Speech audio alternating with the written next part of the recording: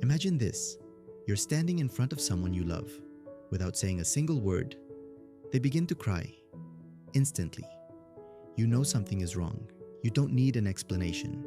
You don't need a translation. You simply understand. Now imagine the same moment with almost any other animal. They can bark, growl, scream, whimper, but they don't cry the way humans do. And that's one of the strangest things about our species, because as far as scientists know, humans are the only animals that produce emotional tears. Not tears caused by dust, not tears caused by onions, not tears that simply protect the eyes. Emotional tears, the kind that appear when your heart breaks, when you lose someone, when you're overwhelmed, or sometimes when you're happier than you've ever been. At first, that doesn't seem very unusual. After all, people cry every day. It's normal. It's expected. But if you stop and think about it, it becomes incredibly strange. Evolution usually removes behaviors that make survival harder. Yet crying seems to do exactly that. When you cry, your vision becomes blurry. Your breathing changes. Your body becomes weaker. Your face reveals exactly how you feel. If you were standing in front of a predator thousands of years ago, crying would seem like one of the worst things you could possibly do. So why didn't evolution erase it? Why would nature preserve something that appears to make us vulnerable? The answer isn't as obvious as it seems, because crying may never have been about weakness. It may have been about something far more powerful. To understand why, we have to go back long before modern cities, long before countries, long before written language. Imagine two early humans. One is injured, the other is trying to understand what happened. Words barely exist. There is no language complex enough to explain fear, or grief, or pain. But then, one of them begins to cry, without saying anything. The message becomes clear. Something is wrong. Help is needed. And that changes everything. Scientists believe emotional tears may have evolved as one of the earliest forms of communication, not communication through sound, but through vulnerability. Unlike anger, tears don't threaten. Unlike shouting, they don't intimidate. Instead, they invite something completely different: empathy. Humans are an incredibly social species. We survived not because we were the strongest, or the fastest, or the largest. We survived because we worked together.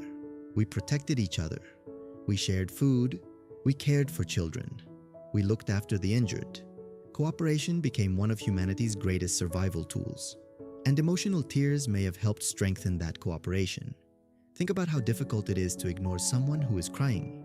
Even complete strangers often feel the urge to help, to comfort, to ask if everything is okay. That reaction appears almost automatic, as if something deep inside us immediately understands what tears mean. And perhaps that's exactly what evolution was selecting for. Not stronger muscles, not sharper teeth, but stronger connections between people. Some researchers even believe tears help reduce aggression. Imagine an argument. Voices become louder. Tension rises. Then one person suddenly begins to cry. The entire emotional atmosphere changes. The conflict often softens. The goal shifts. Instead of defeating the other person, many people instinctively want to protect them. That's an extraordinary effect. A few drops of water can completely change human behavior. But tears become even stranger when we realize something else. People don't only cry because of sadness. They cry after weddings, after seeing a newborn child, after surviving danger, after accomplishing a lifelong dream. Sometimes, people cry simply because they're relieved. Why would happiness produce the exact same response as grief?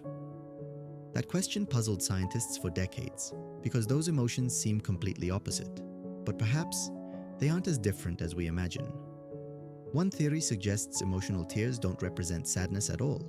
Instead, they appear when emotions become too large for the brain to regulate normally. In other words, crying may not be a sign of sadness.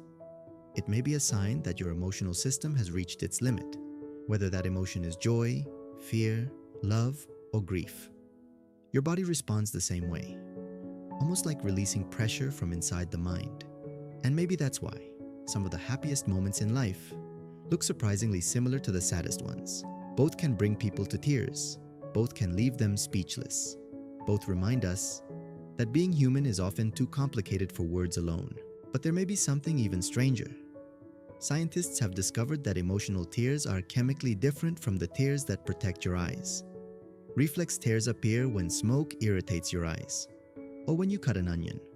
Their job is simple: protect the eye, wash away irritation. But emotional tears are different. They contain different proteins, different hormones, different chemical signals. In other words, your body doesn't just produce more tears when you cry. It produces a different kind of tear.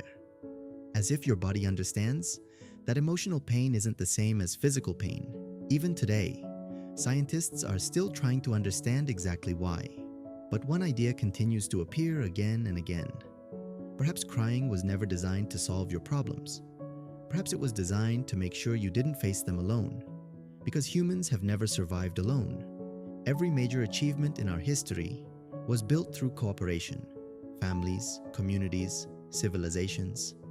Every one of them depended on people helping one another. And tears may have become one of the simplest ways to ask for that help. Without speaking, without explaining, without saying a single word. Maybe that's why seeing someone cry can be so uncomfortable. Not because tears are unpleasant, but because something inside us immediately responds. We recognize suffering, even before we understand its cause. And perhaps that's one of the oldest instincts our species still carries. The instinct to care, to comfort, to stay. In a world filled with technology, messages, notifications, and endless ways to communicate, there is still nothing quite as powerful as watching another human being cry. Because tears communicate something that language sometimes cannot. Pain, love, relief, loss, hope, all at once. Maybe that's why tears have survived for thousands of generations, not because they made humans stronger, but because they helped humans stay together. And perhaps that's the strangest part of all. Something that looks like weakness may have quietly become one of humanity's greatest strengths, because sometimes the strongest thing a person can do is allow someone else to see that they're hurting. After all, the ability to cry may not be what makes us fragile. It may be one of the things that makes us human.